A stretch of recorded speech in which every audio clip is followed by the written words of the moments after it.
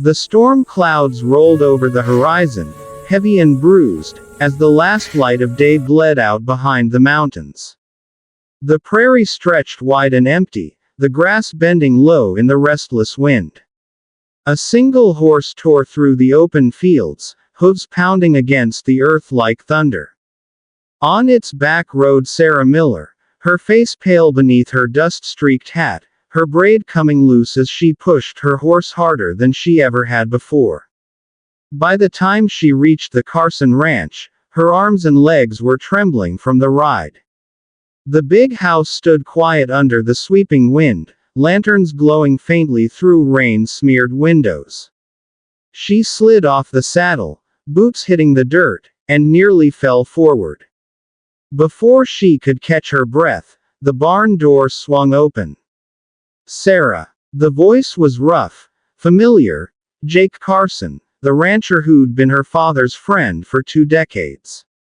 He stepped out, holding a lantern, his eyes narrowing in concern.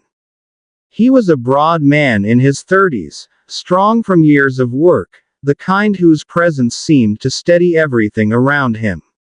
"What on earth are you doing out here this time of night?" She swallowed hard, her throat raw.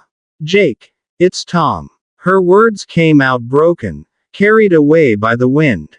He defiled everything, Jake." Jake's brows drew together. "What do you mean?" She stepped closer, the lantern light catching the tears on her face. "Our land," she whispered. "The cattle, the deed, he sold them. He forged Pa's signature, signed everything over to those railroad men out east." For a moment, all Jake could hear was the low whistle of the wind through the fence posts. He'd known Tom Miller since boyhood. He'd worked beside him, trusted him. "You sure about this?" he asked finally, voice low and calm. Sarah nodded fiercely. "I saw the papers myself.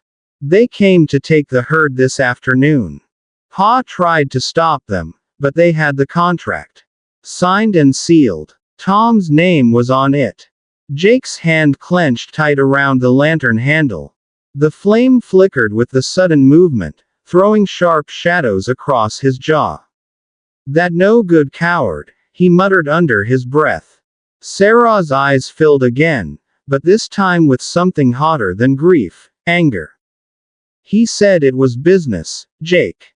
That the land wasn't worth anything anymore. Said he was doing us a favor." Jake stepped off the porch, closing the space between them. "You did right comin' here," he said. "We'll fix this." "How?" she asked, her voice breaking. "He's already taken the money." "Money ain't everything." Jake's tone hardened. "He's still got to answer for what he's done." The thunder cracked overhead, rattling the barn doors. Jake turned, striding toward the stalls. "Saddle up. We ride before sunrise." Sarah blinked, startled. "Ride where?" He looked back, eyes sharp beneath the brim of his hat. "To find your brother. If he's done what you say, then we'll make him face it." Sarah hesitated for only a moment before following him into the barn. The horses shifted uneasily, their breath steaming in the cold air. She took a deep breath, steadying her hands as she tightened the saddle straps. As Jake led the way out into the dark plains, the storm broke in full, rain slashing sideways across the open land. Sarah looked up at the lightning splitting the sky and whispered, more to herself than to him. "After tonight, nothing will ever be the same again." The sky was a bruised gray when Jake and Sarah reached the old trading post. Dawn crept slow and cold across the plains, laying a silver edge along the horizon. The storm had passed, but the ground still glistened with rain, the air thick with the scent of wet earth and smoke. Sarah's hands trembled around the reins, her knuckles pale beneath her gloves. Every clop of the horse's hooves echoed louder in the heavy silence. Tom's horse was tied outside. Its saddle still carried the Miller brand. Sarah's stomach twisted. "He's here," she whispered.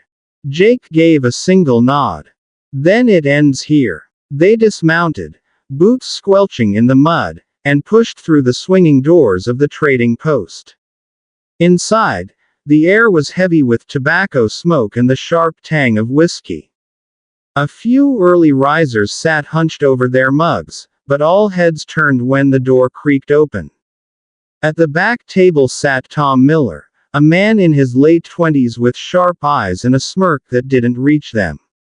His once clean clothes were rumpled, and a small sack of silver coins rested on the table beside him. Across from him sat a railroad foreman, his coat slick with rain, counting through paperwork with indifference.